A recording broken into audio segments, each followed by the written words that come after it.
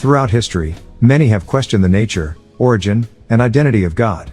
Why do some say my God, as though there are other gods to distinguish from? Why do others declare God as the greatest if there are supposedly no other gods to rival that claim? Why is it said, "You shall have no other gods before me," unless there are, in fact, others? If God is the Most High, does that not imply there are lower beings or lesser gods? Why is this deity always presented as male, though it has no chromosomes, DNA, or genetic structure to define its gender? Why are its angels also described as male? And why is the language surrounding God so consistently masculine? In the Hebrew scriptures, the word used for God is Elohim, plural, derived from El. In Arabic, the Quran refers to Allah. In Greek, the New Testament uses theos, God, and thea, gods. In English, God comes from the Germanic God, linked by some traditions to a Canaanite deity associated with fortune, called Gad, as in Baal Gad, Joshua 11:17. This God is invoked in oaths, written on money, sworn upon in courts. In God we trust, they say. Nations proclaim God bless America or God save the Queen. But always, this God is he, never she. And yet, no man has ever entered the world except through a woman.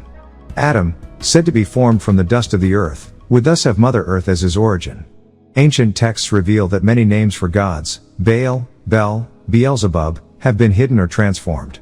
Baal was a chief Canaanite deity, son of El, head of the Elohim. In ancient Ugaritic texts, he is connected to the pantheon and linked to sun worship. Over time, these deities were merged, reversed, or demonized. Consider also how the concept of death pervades many religions. From the beginning, if you eat of this, you will die, to stories of brother slaying brother, to wars and sacrifices in the name of God. They worship a deity of death, one who dies and is resurrected, celebrated on Sunday mornings, tied to the rising sun. Who created God? If he is the beginning, what was before him? If creation means to shape, to bring forth, then woman, through her womb, has always been the creator of man. Without her, life does not continue. Mitochondrial DNA, passed only from mother to child, proves that our earliest ancestors trace back to women, hundreds of thousands of years before men left a genetic mark. Throughout time, women were the origin, the bearers of lineage, the true life givers. Yet, patriarchal systems have hidden this, creating male gods, erasing the mother, demonizing the feminine, and turning goddesses into harlots, witches, or Jezebels. Ancient Egyptian traditions preserve the female principle, Mother Earth, the protectress of homes, women, and children, but invading cultures twisted these symbols into male-dominated figures. Symbols of the sun, stars, and light appear in nearly every religion. The six-pointed star of Judaism, the cross with a sun circle of Christianity, the crescent and star of Islam. They speak of light of the world, yet that light is the sun, the giver of life. They call God the light of the heavens and earth, yet it is the sun that lights both.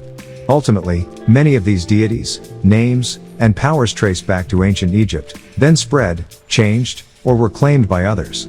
The truth, though often hidden, always resurfaces. Life begins with the mother, not the father. Without daughters, no line continues. To honor creation is to honor her. When we talk about relationships, people often get stuck on labels, whether it's polygamy, monogamy, or something else. But the real question is, where do we draw the line when it comes to relationships? For example, in some places, there are age limits, like needing to be 18 to marry.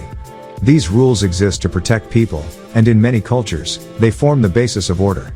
One important teaching I've learned is this: stay out of other people's bedrooms. What they choose in their personal lives is theirs. However, as men, especially if we have daughters, we should always ask ourselves, would I want another man to treat my daughter this way? If the answer is no, then that's your answer for how you should treat women. Respect is the foundation. It's mutual, women should respect men, and men should respect women. Before you act, ask yourself twice, is this right? When it comes to polygamy or any form of marriage, in our culture, we do things in order. Marriage involves families, not just two people. If a man wants to marry your daughter, he should meet you, know you, and earn your trust. The same goes for a woman meeting the mother of the man she wants to marry. This connection creates accountability. A man is less likely to disrespect a woman if he respects her father, and vice versa. Marriage isn't just about passion, it's about building a bond between families. It's not about loose, casual relationships. Everything should follow nature and order. We often speak of love and unity in the tribe, but the truest form of love begins in your immediate household, with your child, your husband or wife, your siblings. Think about it. If your blood sibling wronged you, you'd get upset, but eventually, you'd forgive them and move forward because they're family. That's the kind of forgiveness and patience we should extend to our wider family, our community. Children naturally understand this. They can fight and 5 minutes later be playing together again. Adults, however, hold grudges for years. We need to become more like the children and not let them become like us, bitter and divided. The truth is, we're all connected, by blood, by history, by something much deeper. Many of us have been awakened by the same source, whether through a book, a tape, a video, or a conversation. That spark means we share a kind of genetic and spiritual contract. So, treat your community the way you treat your blood family. Hold everyone to the same standard. Don't overlook one person's wrong just because they're your relative, and condemn another for the same thing. Fairness is part of respect. In the end, the best advice I can give you is simple: treat women how you would want other men to treat your daughter. Respect is the highest form of love. For centuries, great evils, abuse, harm, murder, enslavement, and the poisoning of lands and minds, have been committed against our people. Forgiveness has been offered many times, but true forgiveness is not forgetting. Mercy is only a temporary pause of justice, never its replacement. According to the laws of nature, every wrongdoing must be accounted for.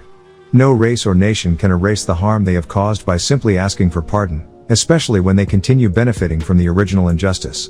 Forgiveness without accountability turns the forgiver into an accomplice. The history of the Canaanites, or Caucasus, reveals a cycle of 6,000 years of rule marked by exploitation, land theft, slavery, and manipulation. Those who forgave them, Africans, indigenous peoples, and others, are now witnessing the consequences: loss, betrayal, and suffering, as nature itself restores balance. Nature's law is clear: no species is meant to enslave, exploit, or mix with another for domination. Animals understand this instinctively. They fight among their own but rarely cross their natural lines. Humanity, under the influence of greed and vanity, has broken this universal code. Forgiveness, therefore, is not ours to grant without justice.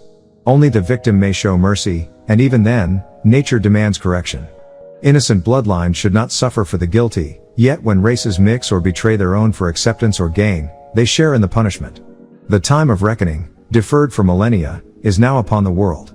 The cycle of the moon has ended, and the cycle of the sun begins, a period of restoration for the innocent and destruction for the corrupt. Those who align themselves with oppression will fall with it. Those who remain true to their nature and uphold the laws of right knowledge, right wisdom, and right understanding will survive and lead the new age. Africans, the original people, have never sought to cross the race line or enslave others. Our suffering has been in defending what was ours, not in taking from others. Yet, as the world awakens, all must recognize, justice is not vengeance, but balance. And balance will return, whether or not forgiveness is given. Before you, there were those who believed only what they were told, instructed to follow beliefs without question. They were taught to rely on faith alone. Now, my beloved, they have been replaced by our true way. Now you know what it means to replace, to substitute, to restore what was lost. The very word I used in 1970 AD, Nubian, comes from the same root letters in Hebrew. In Hebrew numerology, the letters correspond to numbers like 51072 and 5109, which mean to germinate, to bring forth, to be fruitful. In Arabic, the representation is similar: Nubian, Sabian, both meaning replacement or substitution. This is why I say, you are new. Within the past 400 years in the West, a new people have emerged, a mix of the original Nubians of Sudan and North Africa with invading forces. This is why so many today do not carry the original bloodline. They are called Nubians, but they are not the same as the ancient ones. And so it is with you. Many among you are of mixed heritage, different textures of hair, different tones. Yet you are a new people, born to renew the teachings for our kind. For many years, the true meaning of your attributes was hidden, kept secret from the public. Others sought to categorize you, diminish you, and rewrite your story according to their purposes. They placed you in their dictionaries, gave you their definitions, and labeled you as just another religious group. But I hid the true meaning of who we are by using a system they could not decipher. When they ask you, what is the meaning of NWPU? You point to yourself and say, I am NWPU. They will ask, what does it mean? And you tell them, it is my way of life, a way of truth, not faith. We do not follow fiction or legend as the Adamites do, with their Abrahamism, Judaism, Christianity, Islam, Mormonism, and other faiths based on belief without fact. For years I did not reveal this truth until the right time. Now, As we renew our story, we bring forth a new way to look at the Bible, the Quran, and other texts. We reveal that Adam and Eve are not related to the original black race, nor to the brown, Aboriginal, Indian, or yellow races. Their history is their own, his story, written for the white race, Europeans, and the red race, Arabs. I use their own books to confirm this. I show and prove with facts. It is now our time to come forth, to reveal that we are the replacement, the people long awaited, with our own teachings, our own culture, our own spiritual foundation. We do not need theirs, we have our own. We must teach our people to return their religions to them, their Old Testament, their New Testament, their Quran, their Book of Mormon, their Circle 7 Quran, their messages and their messengers. All of these are based on the same story. A first man, Adam, made of dust, clay, mud, a genetic impossibility. Genetic science has shown that humans have 24,000 chromosomes, using 24% actively and 76% continually changing throughout life. The story of a woman made from one rib bone of a man is outdated fiction. Pediatricians now know how human life develops in the womb. The old religions, Bible, Quran, Book of Mormon, are myths created by Adamites about themselves, for themselves. They even created a god in their own image and a virgin woman in their own image to give birth to a son in their own image, making themselves their own god. Yet they have never proven his existence. They rely on blind faith. We love our own people, but they have been misled to believe in everyone but themselves. They worship the images of others, white gods, Arab prophets, mixed-race leaders, and rarely embrace their own original black image. I, Malachi Z. York, also known by many names, am a full-blooded African, born in Ghana with a Sudanese father, proud of who I am.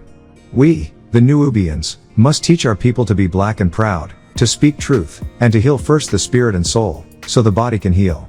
Our mission is to replace lies, fictions, and fantasies with truth.